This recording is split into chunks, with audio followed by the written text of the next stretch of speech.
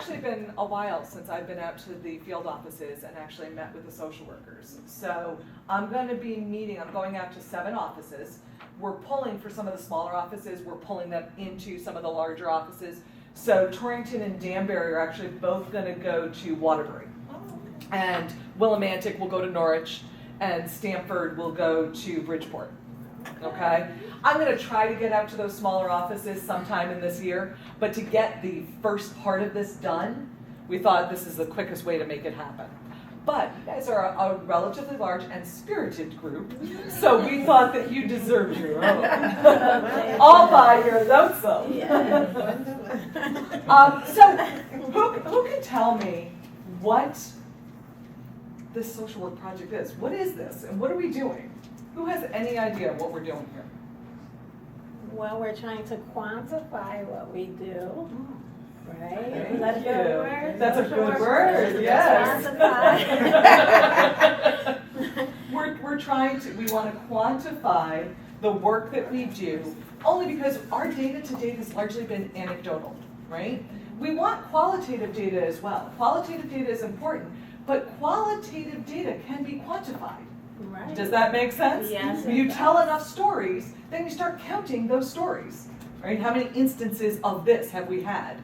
So we've got to start doing that, because that's the nature of the business anymore. And it's not unique to state service. This is something that we're seeing happening in human services all over the place. Go online and talk about data-driven decision-making in human services.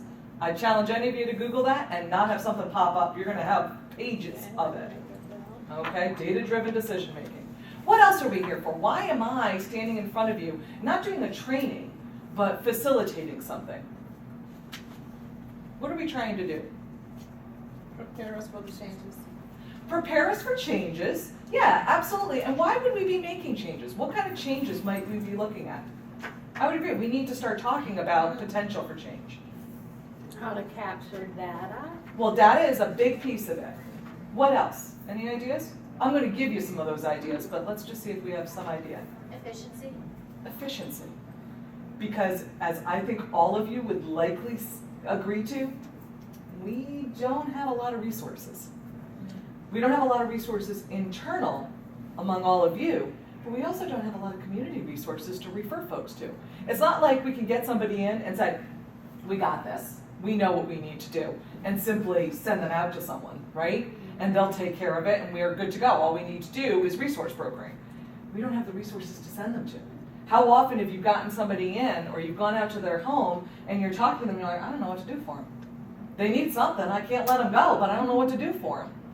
So we need to start getting creative and start thinking about, and it's going to probably extend past us.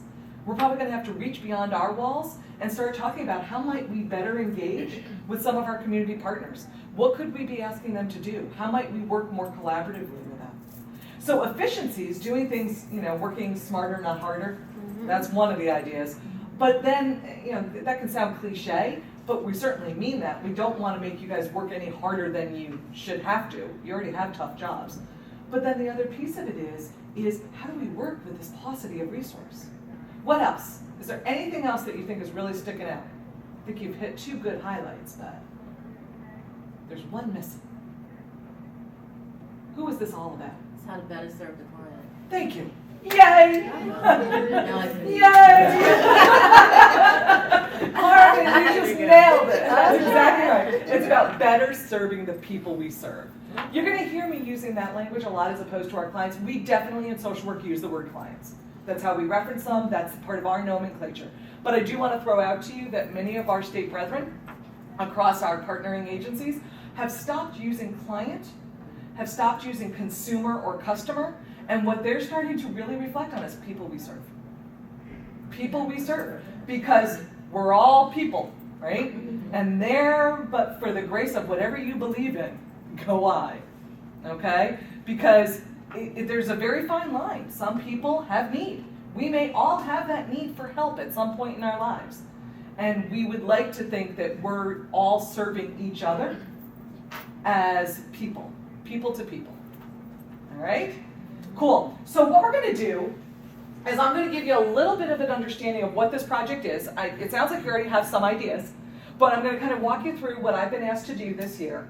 And I'm very excited that I get to spend an entire year pretty much dedicated to social work. I'm still doing some other lean stuff, but it's really about social work this year. We started in January. You've already been hit by some of it, right? What have you already started doing?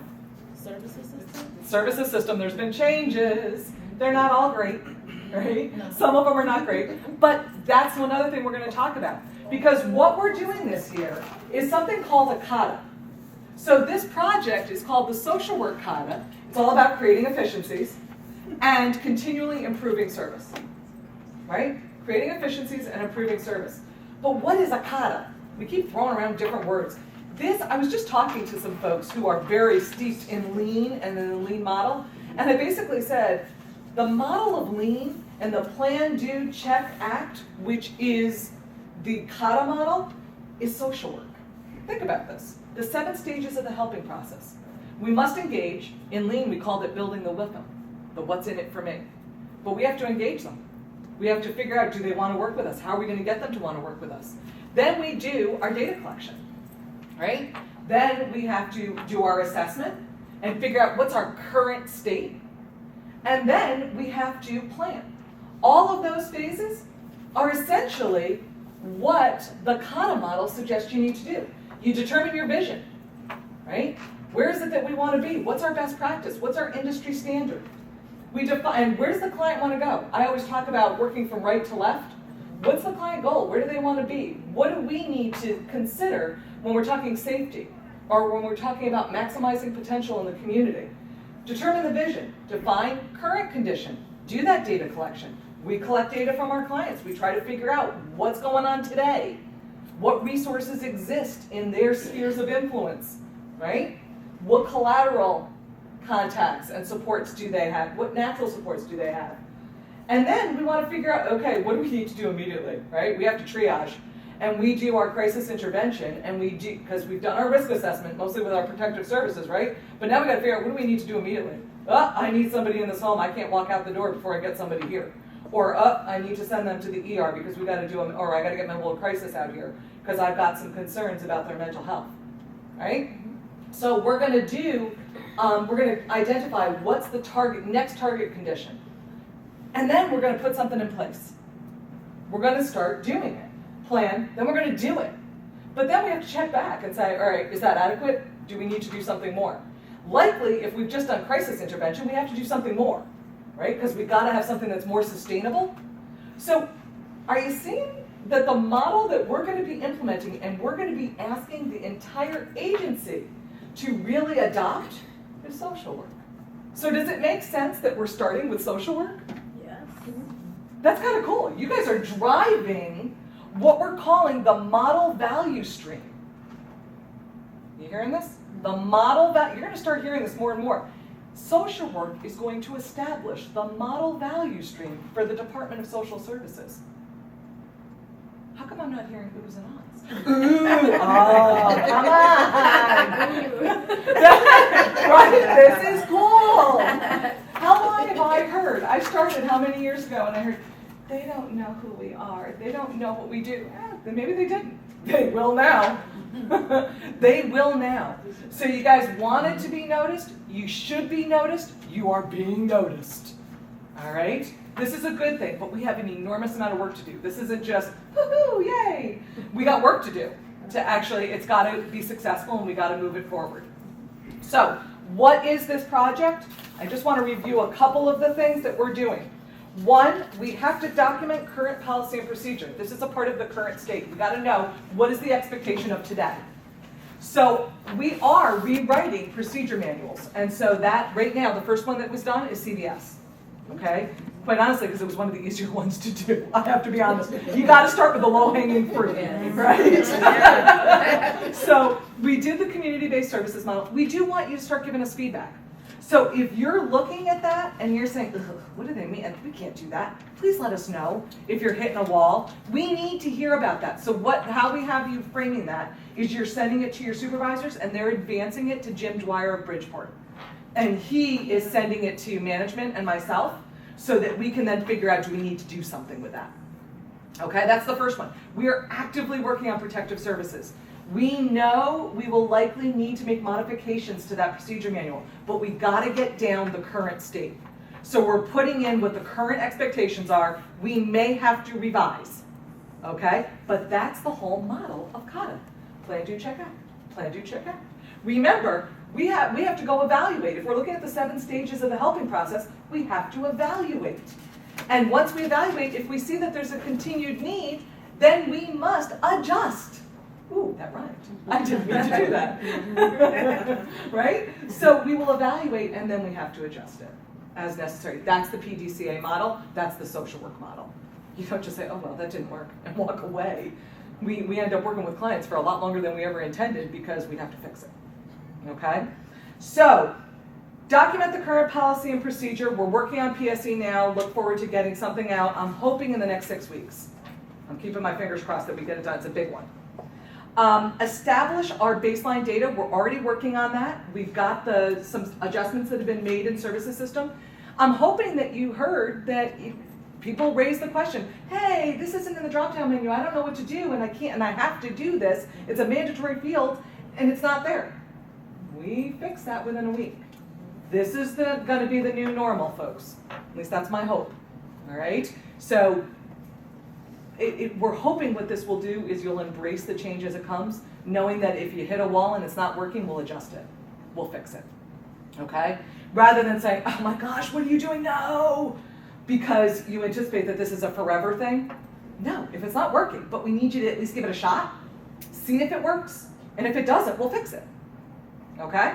So that's data. We need to do the data. I want you to know that I'm doing a lot of work. Right now we're doing paper collection with our Protective Services for Elders intake crew. Paper collection, because I don't have a phone system that will track their calls. They are being really, really good about this, and I so appreciate it. Because I am going to them and I'm saying, I need you to put a hash mark. Every time this kind of call comes in, I need you to tell me what time it came in and what time you ended it.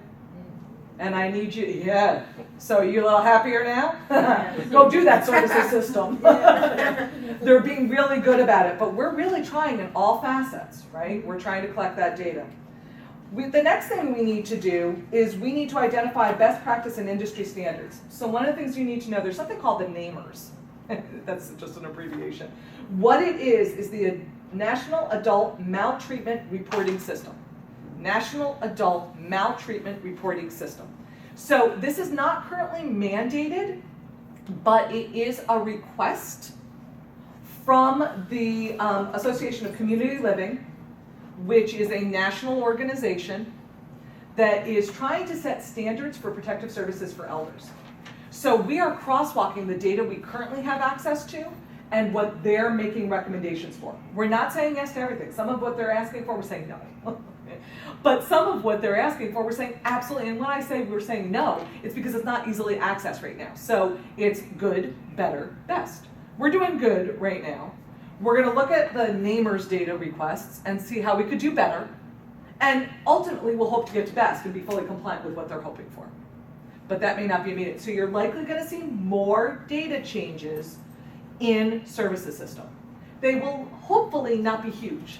Okay, we're really looking to do clickable items, drop-down menus, nothing that we say write a narrative because we can't cull that data easily. So it's not going to be a lot of labor-intensive stuff. It's really going to be clickable drop-downs. Commission on Aging has established service goals. And this is our Legislative Commission on Aging here in Connecticut. They were asked by the legislature to please put together recommendations for how we do this. And just so you all know, we're trying to put together a drive that would be accessible by all of social work where I can throw all of these resources so you can see them. We just don't have it done yet. So I apologize that I know some of you are like, do I have any of this? I want to do a data dump online so that I'm not printing out 4,000 pages of paper. That's not me. That'd be nice. Okay? So I'm going to see what I can do about that. Hopefully within, let's pretend that this is already April and I'll say within this month. Okay, so we want to get our service goals down. They have some ideas. We don't disagree with most of their recommendations. So we're going to look to see how close we are achieving them. And really, most of them we're already doing. It's just we don't document it exceptionally well. And then the last one is the ACL, the Association for Community Living. has put out guidelines for how a procedure manual should look like, or what it should look like. And what I can tell you is we're building our PSC manual, and actually all of our manuals, including CBS, is following that outline of what should be included. So that's what we're doing with identifying best practice and industry standards. Then identify opportunities for improved service delivery. What we're doing here today is the first step in that. Okay? It's trying to gather the information from the frontline staff, because that's what Lean is all about. It's the people who do the work, who know the work, right? So that's what I'm here to find out. What's working, what's not? What could we improve on? What opportunities exist that we're not tapping? And where are some of the challenges? All right? So we're gonna talk about that today. I'm gonna start gathering, and we're not gonna be done. This is just a start. We're gonna start gathering data. I'm gonna be coming back, okay? And I'm gonna be asking all of you to do some internal work. I'm gonna be looking for some of our natural leaders among you to rise and say, I'm willing to try to coordinate some of this. I'm willing to do some of this. And we're gonna be doing that across the state. And then we'll have basically a cadre of people who will be able to meet regularly and pull this material together and share it statewide. Cool. You might make an improvement in this office, and we may discover that it would be great to do it statewide. So we'll promulgate it statewide, right? But we might pilot it here. And the last thing is recommendations and implementation. And so that's part of what I just said. But I have to make recommendations to the executive team. So the executive team has essentially given a full FTE to social work. Me. Full-time employee. A full-time employee. You have one FTE, all right, who's been given. Now, with the paucity of resources, right? I mean, there's a dearth of resources right now. And we got a budget the way we do, and everybody's clamoring for help, right? Executive team gave you. Now, I was supposed to be assigned as a social work trainer, but we've built what I was required to build, which was that introductory social work core.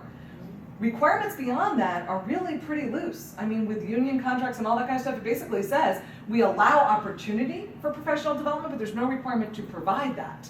It's just you give enough to do the job. Now, we've been able to give some professional development opportunity, and we have some more coming up, which is really kind of exciting. We've got Dr. Morgan. No, we don't have to keep this a secret. Dr. Morgan's coming in May.